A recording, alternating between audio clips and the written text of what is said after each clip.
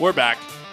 I'm not even done with my pizza. I got my last bite of pizza in just before. Thanks to Mountain Mike's for providing the pizza as always. Go good. And I was a little nervous about Mountain Mike's. I mean, he brought 2 pizzas this week. We had 3 weeks off. Bartle, again, if I can go back to my math, 2 times 3 is 6. He should have had 6 pizzas here, no? There should have been 8 because 8 we missed this 3 week, shows. Yeah. 6 I from think the so. 3. I could have housed a whole pizza by myself, but Bunsey could have brought them back to the room for the boys. Could have had lunch. Exactly. Could have had a whole team lunch. There we go. Yeah, how about that? But Ryan Holt, Kevin Bartle back at Condors on Unleashed, joined by, of course, Condors head coach Troy Mann. Couple weeks off here from the show, Coach, but we were talking about it in our first segment. Probably the wrong time to take a couple of weeks off. The boys starting to play some good hockey. Yeah, no, actually, it's been going for about 6 weeks now, really, if you look at our 12-6 over our last 18. I mean, that's 3 games a week. That's 6 weeks in my math. So it's been going well. We believe we've turned the corner, and it's just a matter of continuing to do what we've been doing here, and we just got to keep climbing. You know, we're certainly nowhere near where I envisioned in October, and we just got to keep working at it. You mentioned on Thursday before we headed to Colorado that going into Colorado, this is going to be a test. Well, you come out of Colorado, you get a split, a hard-fought loss on Friday, and then you come back and a great win on Saturday night in Loveland. What do you give a grade after the weekend in Colorado? Well, I mean, I didn't think we played our best hockey, and usually when you're losing, usually towards the end of the losing streak, you play some good hockey and deserve wins. And then when you start winning, guys get confident, maybe some complacency comes into your game. And, we played well, but still think that, Friday night we turned the puck over way too much. I had a scout from Winnipeg tell me that was one of the best ECHL hockey games he's seen this year. So I guess that's a compliment. Colorado's a very good team. I think Bunsey stole us Saturday night's game. I didn't think we were, and I'm not saying that because he's standing right here with us, but I thought he was the big difference Saturday night. But it was great to know that we can compete with those guys and feel confident that if it was playoffs, we can beat them. One of the things that I like about the way the team's played over the last month and a half here is consistency. I feel like I'm seeing pretty much the same performance night in, night out. The formula is there for how this team is picking up wins, and they're pretty much sticking right to the menu. Yeah, we play a structured game. That's how I coach, and Murph believes in it, and I truly believe the players have bought into it. We're not an overly gifted offensive team, so we have to play that structured playoff-style hockey game that you need to win, and I think the additions that we've made with the recruiting on the fly, I've said it a few times now, have been good additions in terms of how we need to play the game. And our goaltending is much improved, and we've talked about that. So I think all areas that we were sit down and break down the team. But you're right, consistency within the systems has been good. And one of the things that you have done since the beginning, and it's done across the board, but breaking down the other team, the pre-scouting has been big, and that's what the focus of our video here will be with Coach Mann. And take me through when you play this video, why you play it, and you do it at 5:30 right before the Condors hit the ice, and this just happens to be the one against Vegas last week. Yeah, this is what our pre-scout was before we went into Vegas. It's all based on the game on the 26th. I'm big on set pieces. This is our controlled breakout. It's all set and predetermined in terms of. That was beautiful. And this is great. I'd like to see Nielsen maybe attack that a little bit more, but very, very good controlled breakout. Our controlled forecheck. We play an aggressive 2-1-2 where we try and deny that D-to-D, and if they're stupid enough to make that play, then we can turn that puck over. And we do. And we're in business now. All right, can we Hold on, let's go back to the if they're stupid enough.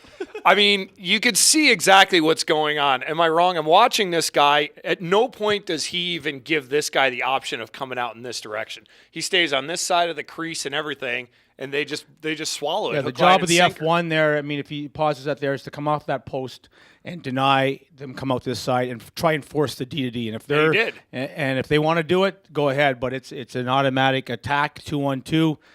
They made that play. We would not do that play in terms of how we would play against that, but they made the play. It should be a turnover every time if we're on and executing what we're looking for, and we did. Knacker did a great job. Rhodes attacks that D. Collins picks up the F3, and they turn the puck over, and now we're in business. The timing is key. Absolutely. I mean, as soon as that pass is as soon as he even makes a move to pass it, bang, he's on it. Yeah, and the rule of thumb is the F2, which is Broda, he's got to play the dot.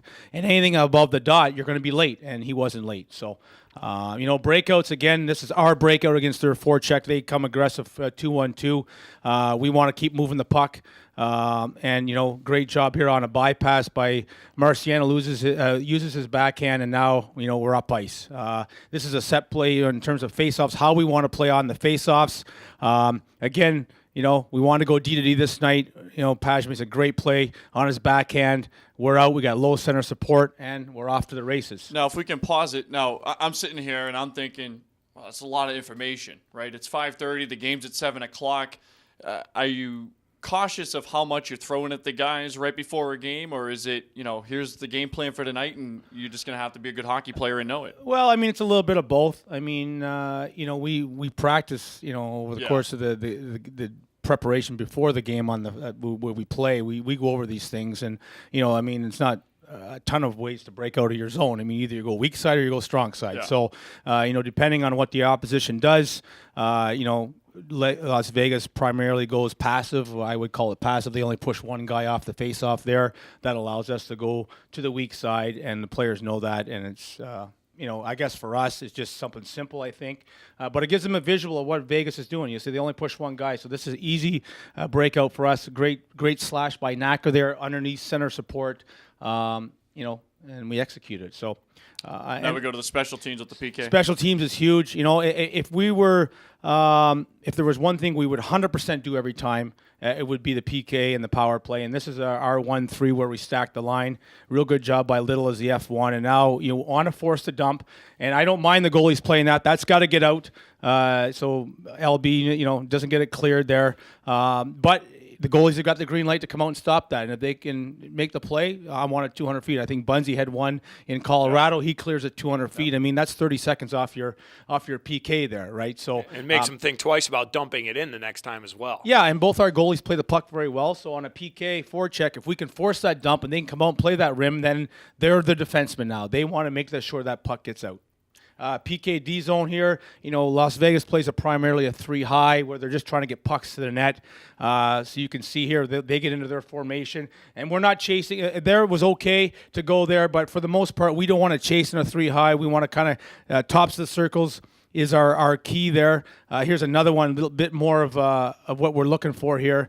They'll eventually roll up into their 3 high. Guys got the green lights to go there, and then they get back, and you can see here right now. Now they're going to rotate up.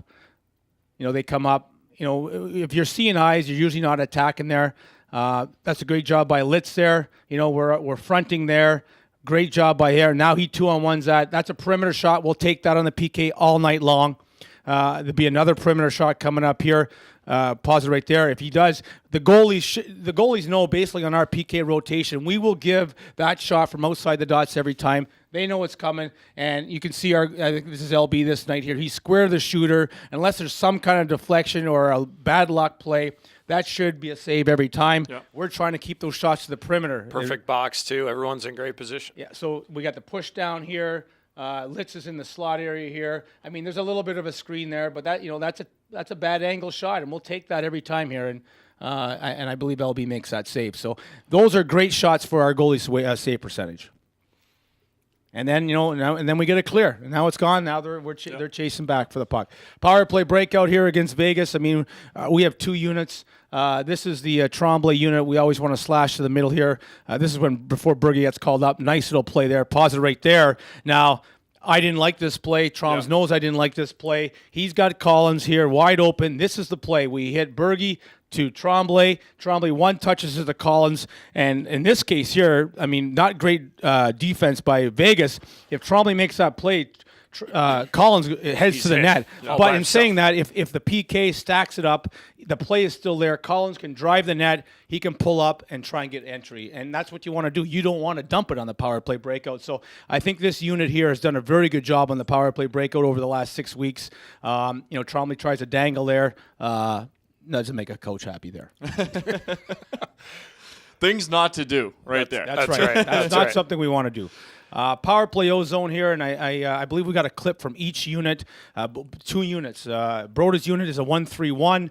And this is with Thurber and Knackstead. Once we get puck possession here, we're trying to get it to that side, and guys know it. We got set plays to get it to there. Now they get into their formation here. We got Husey running the strong side. Broda gets to his spot in the 1-3-1. If you want to pause that right there, that's a perfect 1-3-1. We've got Nielsen this night playing the slot. We've got Broda set up for the 1T. Husey in the middle. Thurber's the low option for Knackstead, and then anything to the weak side, he's supposed to come to the front net. So we got double coverage in front, and you know, obviously if the puck comes to this side, then Nielsen's got to collapse here. But you just get a visual of that 1-3-1 there. Knacker attacks it, and we've done a lot better job on our power play attacking that seam there. And you can see that was there. You know, was quite off, but that's one of our plays there is to get that puck in Broda's hands for the one-timer.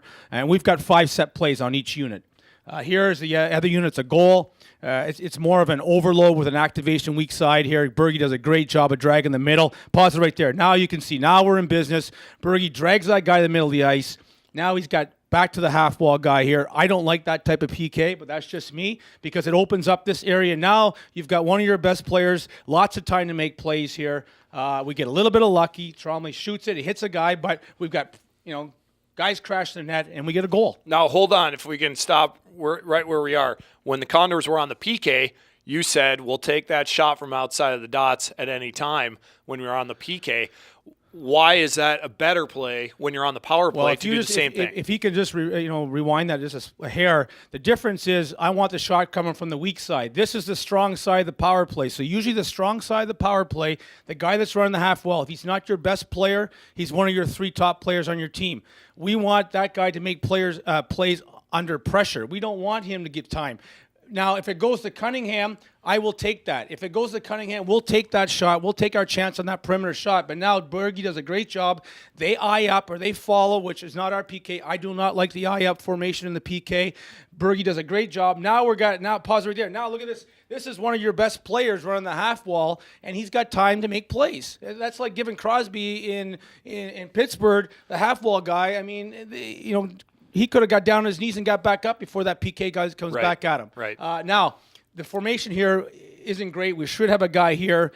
Collins' spot is here, but based off this rotation, because it was off of entry, typically we'd have a guy here as well. And we get a little bit lucky, but you know what? Sometimes you need those kind of breaks. Trom shoots it, great grab by crashing the net there, and Colley gets his goal. So, that's a good job by that unit.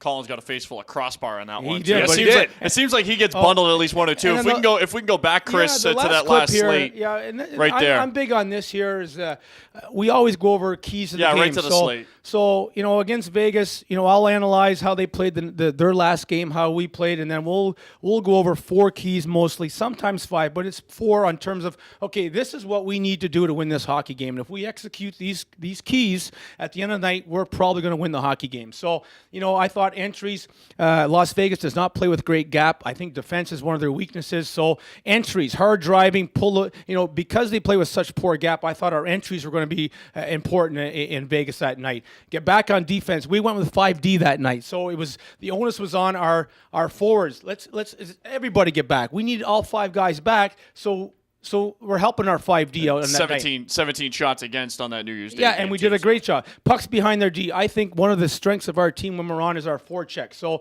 And the fact that Vegas doesn't have a great D, in my opinion, forecheck. I thought we were excellent on the forecheck the first half of that game. And then discipline. Their power play is one of their strengths. I mean, they're top 5 in the league. Right. They generate a lot of their offense off the power play.